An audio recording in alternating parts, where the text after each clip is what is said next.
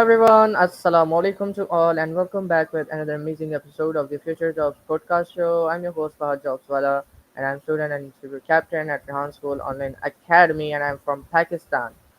So today I invited an amazing and very special guest, on our show, Aaron Marcus, with over 40 years of experience and nearly 1,300 bookings in TV shows, films, commercials, and print. Aaron has appeared in acclaimed productions like House of Cards, The Wire, Mr. Robot, and A Man Called Otto. But beyond his on-screen success, Aaron is also America's premier acting and commercial modeling career coach. Through his The Job workshops and his best-selling book, How to Become a Successful Actor and Model, he has empowered thousands to build sustainable careers in a competitive industry. Whether you're beginner dreaming of your first audition or a working actor navigating your next step, today's conversation is packed with insight, inspiration, and real world strategies you won't want to miss. It is really going to be a very wonderful session with Aaron. So, hi, Aaron, how are you? And welcome to the I show. am, thank you so much. I'm doing great, and I'm really excited about getting a chance to talk with you today and hopefully helping a lot of people with their lives. Exactly, Aaron, and each and everything, each and every life story of the guest brings something new to the listeners life, to their uh, current life, because we believe on lifelong learning, rather than learning from. It is also great nice to learn through books, reading books and all that, but when we learn from others life, it is really important. So Aaron, could you start by telling about your story? What is your story? My story. Well, I'm not that interesting of a guy, but what I can tell you is unlike a lot of people in the acting industry who started off at a very young age knowing that this is what they wanted to do, and they spent their childhood doing local theater and maybe going to colleges or universities and majoring in drama. I had a very different path, and I always did things that seemed interesting to me. And so I actually started off as a musician and a singer songwriter and worked with my brother. And we worked for 7 years. We were touring and working as an opening act, and things were going great. And then my brother decided that he didn't like performing and he didn't like touring, which was not really good for our career. So he gave me a year's notice to kind of figure out what I wanted to do with my life. And I was already at that point in my mid 20s. So I wasn't, a young kid. And I was searching and decided after a lot of experiences of wanting to be a physical therapist. So I went back to school and started taking all the classes that I avoided all my life. And I needed a part time job while I was in school just to support myself. And I happened to meet an actor who did TV commercials primarily. And he told me what he did, what it was like. And I thought, wow, that sounds like a great part time job. And once again, I had no interest in being an actor, but it just seemed like a fun part time job for me, much better than bartending or, driving an Uber. And so, although they didn't have Ubers at that time period. So I started doing that on a very part time basis as a full time college student. And I did that part time for 2 years. And I was finding that number one, I was getting work, which really shocked me. And I was enjoying it. And I started thinking, this is really fun. I'm having a great time. And so after 2 years, I decided I want to take a chance. I I want to give this a shot. I want to try this for 1 year, doing it full time. Forget about school, forget about physical therapy. I just want to try this for 1 year. And like with most things in my life, I I never really had any game planned. And I know that some people, and it's look, I admire people who are able to do this, but they really have goals that they, have set and very specific ideas of what they expect to reach.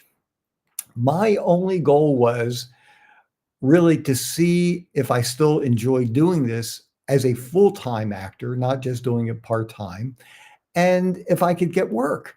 That was it. I didn't have any specific goals, how much I was going to make, all that kind of stuff. And I did it for a year full time. And the crazy thing is that has turned into a 40-year career. So I guess that's kind of the story of how I got started.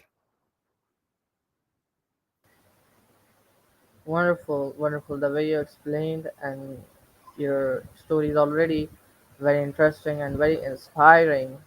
And it is a huge achievement, I would say. Working on 1,300 commercials and TV films. It is a huge achievement, and uh, you know, having a 40 years of experience. If we would work on any field very consistently, we can achieve the success. So, Aaron, how do you feel you worked 40 years, on it, and you have now 1,300 TV films and commercials?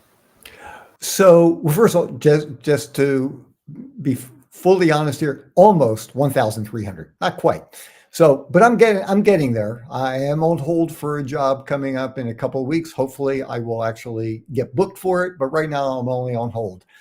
Um, I think there are a number of ways that I've been able to do this and sustain a career, which, and let me just tell you, it's hard. No matter where you live, whether you live in New York, whether you live in LA, if you live in, Chicago or Atlanta, some big areas where there are lots of projects.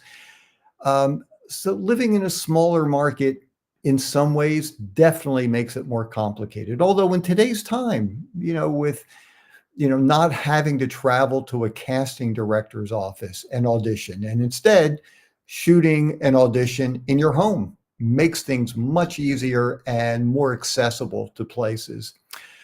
But I have to say that I think one of the reasons why I've had the fortunate success is that I work really hard at things. Um, I've learned a lot over the years. I've made lots of mistakes. I did things by trial and error at the beginning of my career.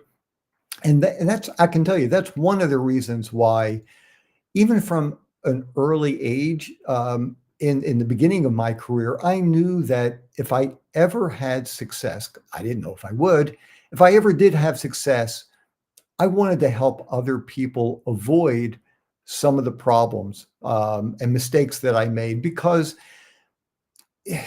a lot of people they might have the talent, but they don't have the right information. And it is really easy to feel frustrated, to feel angry, to feel bitter, to feel competitive, to feel helpless, to feel like you are a nobody because you keep doing these auditions and you're not booking them and you can't get an agent. And so that's one of the reasons why I created a website. It's just spelled out how to act and model.com, and it's MODEL, because I know in some countries they do MODLE, but it's how to act and model MODEL.com. And if you sign up there, I'll send you free acting information that will be really helpful to you. This is my way of giving back to the community. Yeah, actually, if you sign up there, you'll even get a free bonus video. It's 6 ways to master home auditions. It's a great video. You get all that free. But just to continue with your question, is that I learned not to take things personally in the industry. And I really marketed myself very hard. Even though I had agents, I never liked to just sit back and wait for them to contact me. I was much more aggressive about things. I was more proactive. And there's no doubt in my mind that some of those marketing tools that I used and still use have really made the difference in me having success. And I'll tell you something else. No matter what you're doing in life, there might be, and maybe it's fortunate and you've never experienced this. I did. Having people tell you not to do things. You're being crazy. You want to be an actor? Oh, do you out of your mind? You should be a physical therapist. It's a job. It's a steady job. Or even when I was thinking about making the transition and start trying to work in bigger markets. So once again, I live near the DC area, Washington DC area, and although there was a good amount of work for many, many, many years, it wasn't a major hub. So after 4 years of working in smaller markets, I finally decided that I was ready to test out New York, which to me was the biggest area and the closest area for the film and TV industry. And there were, I wouldn't say a lot, but there were a number of fellow actors who would tell me, Aaron, I'm telling you, don't bother going to New York. You're going to waste your time. You're going to get your heart broken. It's going to be very disappointing for you because they already have 10 million actors who are walking in there every single day. You really think they're going to want somebody from the DC area? You should stick around here and look, you can get work just in this area, but I'm telling you, you're going to get your heart broken. And what I learned from that is that there are people who just don't want to see other people succeed, no matter what it is. And they might say it from a point of view of, oh, I'm just looking out for you. I'm trying to be helpful to you. That really wasn't the case. I learned that these people didn't have the courage that it took to try to get representation and work in New York City. And they didn't want to see other people succeed at it. And what I knew for myself was I could live with trying to get an agent and work in New York and fail. As long as I did everything to prepare, I felt like I was ready. My resume looked right. I had the experiences, and if I would go there and talk to agents, if I couldn't get representation but did everything that I should, and it just didn't work out, that I could live with. I wouldn't be happy about it, but I would be able to sleep at night. What I couldn't do was not try it, because I knew if I didn't try, it would never happen.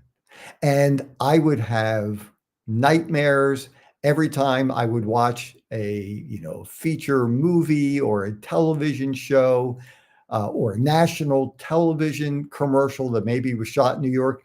I would always be wondering, I wonder what if. I wonder if I could have done that. I wonder if I could have had success up there. And not trying it would have haunted me for my entire life. That I couldn't live with. So I think those are a number of the things that you were asking about as far as what was it about what I did that would really help me sustain this career. And I can also tell you, and I'm being very honest here. I'm not the greatest actor in the world. There are millions of people who are much, much, much more talented than I am. They might not work as much as I do. And that's partially because I've learned how to run my acting business. And that's really important for people. And for a lot of folks, they have this dream. They might take an acting class or two and they go out and nothing really happens for them. And people give up very quickly, which is a shame, because for a lot of people, they have the talent. to make things happen. They have the abilities to get work. They just don't know how to run their business, meaning how to put together the right headshot that industry professionals expect to see. Maybe their resume isn't in the right format. Maybe they have the wrong information on their resume. And once again, I save 5 days every month and I work with people privately, virtually. And one of the things that we can do, there are a lot of things that we do. One of them is go through people's resumes line by line by line by line. And it's really interesting to me because an acting resume is very different than a regular CV. And you're not going to put things in there like um, maybe modeling work, or if you've done pageants, or if you've done extra work. And there are a couple of exceptions to that one. But people will put information in there that will really hurt their chances of getting work. Even, and I know this isn't a workshop on resumes, which I do, but even things like they might put down under education, they might put acting class. And so if I'm a casting director or and I'm an agent and I see somebody in under education, they just list acting class. What's that? That doesn't tell me anything. Or acting 101. That doesn't tell me anything. However, if you make it specific and you write in there acting for the camera, or maybe improv, some very specific things. So I know exactly what you studied. And let's say you're just getting started. At least that way I know, okay, this person's at the very beginning of their career. I like their look. I think the headshot is really good. They've taken some good classes. They look right for this particular role. I'm going to give them the opportunity to audition for this just based on their training. And so, anyhow, I just think it's really important and it's really essential for anybody interested in having success is getting the right information so you know what you're doing, and that will allow you to use your abilities as well. Wonderful, wonderful. Aaron, you just well explained your story, uh, and about how do you feel. You just added each and everything related to uh, your career. All the things you have faced. As a hurdles and all that. It is really amazing. So, Aaron, rejection is common in this field. How do you coach individuals to cope with and learn from rejection? Yeah, and that is a great question. So, something that I just touched on earlier, and I'm going to say it again because it's really important. Yeah, rejection, it's part of the business. Most of the auditions that I go on or that I do, I don't get, I don't book. And it's not because I'm horrible. It's not because nobody likes me. It's not because nobody thinks I can act. For whatever reason, I wasn't the perfect person for that role. And it is so important for people to understand this. And there are a couple things I want to say about rejection. Number one, you can't take anything personally in this industry. When you audition for a job and you don't get it, or let's say you're submitting yourself to an agent that you want representation with, and you don't hear back from the agent, or the agent says no, you can't take that personally either. These are just business decisions. So I think a better way of framing this and thinking about it, and it will be much healthier for you. Trust me, I know, because I did have to go through this transformation, is that you just have to understand that we are salespeople. I know we're actors, we're models, but we're salespeople. So imagine this. If you are, let's say you are selling, not yourself, but you're selling computers. Let's say you sell MacBook Pros, you're selling Mac computers. and you speak to somebody, you knock on their door and you say, "Hey, I'd like to tell you about this MacBook Pro. I know it's going to be great for you." And the person responds with, I really like PCs. I really not interested in a MacBook Pro. And then you'll say, "Okay, not a problem." Maybe you'll try to explain it a little bit more. It's nothing personal. It's just, this is somebody's preference. And then you move on to somebody else. It's not a personal thing. However, for us, when we audition for something, we are being told that somebody doesn't want you. And that's why it is so important not to take it personally. It's not a statement about who you are. It's a very good chance it's not even a statement about your acting skills. Imagine this. And once again, a lot of people don't have this kind of information unless you've been in the industry for a long time. Now, these aren't exact numbers because they will vary greatly from audition to audition. But I've spoken with enough casting directors to know that these are at least in the ballpark. It's not unusual if there is an audition and people are submitting, whether it's their own submissions or their agent submitting them. It's not unusual for a casting director to receive 100, 500, 1,000 headshots and resumes per role. So out of all of those, and once again, the numbers will change, but it's not unusual for maybe 30 people to be invited to audition. So out of, maybe 500, maybe 30. And by the way, if you get an audition, you've won. That is success, because what that is saying is your headshot is working, your resume is working. If you happen to have an acting reel and you're submitting that, that's all working because you've been granted the audition. That is success. And then after those 30 people actually send in their auditions, one person books the role. And that's why it's so hard to book a job.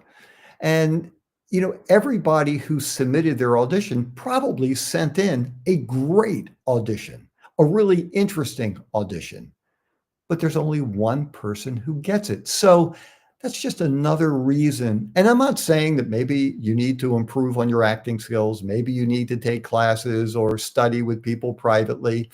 But there's a really good chance that your audition was great. But for whatever reason, yours just wasn't the perfect person for this role. And I always like to share real life experiences. There was and actually you would mention it, House of Cards. It was the very first streaming television show produced by Netflix, and it changed the world in a lot of ways. Just the way that we are watching shows right now.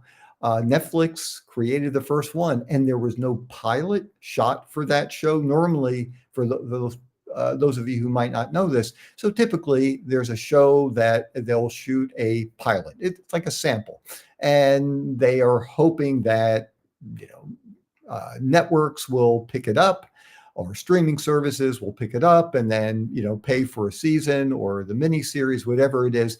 So Netflix actually gave enough money to shoot 2 seasons of House of Cards because there were some really big names involved with it and connected with it, and they knew it would be successful. So I auditioned for House of Cards over a 2-year period 14 times and did not book one episode. And I would be called back. Sometimes I would get a call back, meaning that they liked the initial audition where I was just reading with a casting director. And now I'm reading with the casting director, but also with the director, maybe the writers, producers. Still didn't book it. Sometimes I was even asked to hold dates. It got that close, and they would, have maybe 2, 3 people hold dates for them because they still hadn't made a final decision. Didn't book that. Sometimes nothing happened after the audition. The 15th audition, I booked a reoccurring role, and the character was Michael on House of Cards, and I think it was season 4, if I'm not mistaken. And so a couple things. One is, once again, never took it personally, and I know there are some actors who get very frustrated and angry with casting directors because they might have auditioned, whether it's the same show or different projects, two, three, four times, and they start thinking, come on, apparently they don't like what I'm doing because otherwise they would have booked me already. Why am I wasting my time with this casting director? And they start, feeling this anger towards the casting director. And, what people don't understand is it's just the opposite.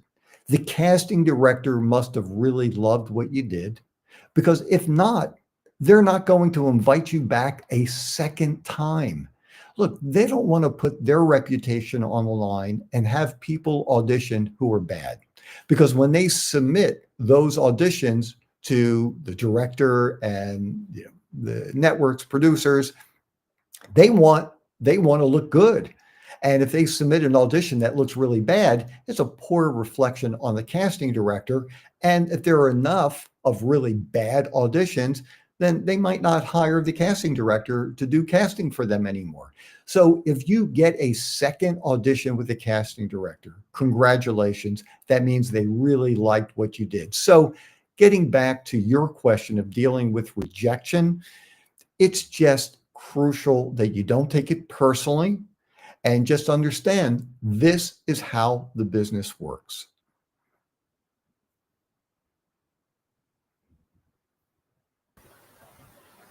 It's really wonderful. Can you hear me? Yeah, yeah, I can hear you. Thank you. It is really wonderful. We don't have to take things personally. I would say in other fields as well, because when we take things personally, and it is the biggest reason why you are getting stressed. Why you get stressed. So it is all about, like, when you take things personally, we have to just adopt good things, good lessons. That if that went wrong, what were the reasons, and how can we improve that next time. And that's such a great point, because when I finish an audition, and actually, I know you didn't ask this question, but I think it's important for people to hear this. I do something very different for auditions, and this has something to do with what you were saying of kind of like analyzing the audition. Um, when I first started, first number of years, sometimes I would go into the casting director's office, and I would see people in there, and I start feeling competitive and thinking, oh wow, I've seen that person on a TV show, and I've seen that person in a movie, and I start getting nervous about that. And what am I doing here? And this person looks so much better than me. This is going to be a waste of time. So I had to learn to stop competing, because we are not competing with each other. Everybody has a different kind of upbringing. Everybody has had different life experiences. And even though somebody might have a similar look to you, you're going to bring something to the audition that nobody else in this world can do. So stop competing. I know people who do use various techniques when they are auditioning. Like, some people like to visualize things. Like, if they're auditioning for a movie, they will visualize themselves walking the red carpet. They're getting their name announced as winning, um, an Academy Award, and they see themselves walking up on the stage, and they're holding the Academy Award in their hand, and they're giving a speech and thanking people. Hey, look, if that works for you, and that allows you to give a better audition, use it. I don't. I tried it once, and it was a horrible experience for me.